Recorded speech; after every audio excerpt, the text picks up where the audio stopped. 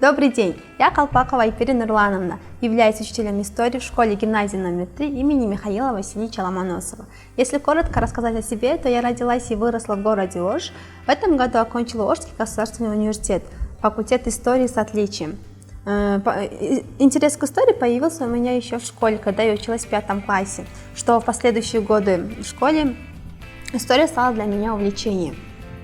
Чтобы предугадать будущее и получить уроки из прошлого, на пути светлого развития нашего государства и будущего поколения история играет очень важную роль. Сохраняя национальные ценности и придерживаясь принципов построения будущего вместе с историей, также чувствуется большая ответственность в распространении духовного богатства нашей страны в образовании. Чтобы всесторонне развиваться в этом направлении, накопить огромный опыт с целью обмена знаний, мое участие в этом конкурсе было правильным решением.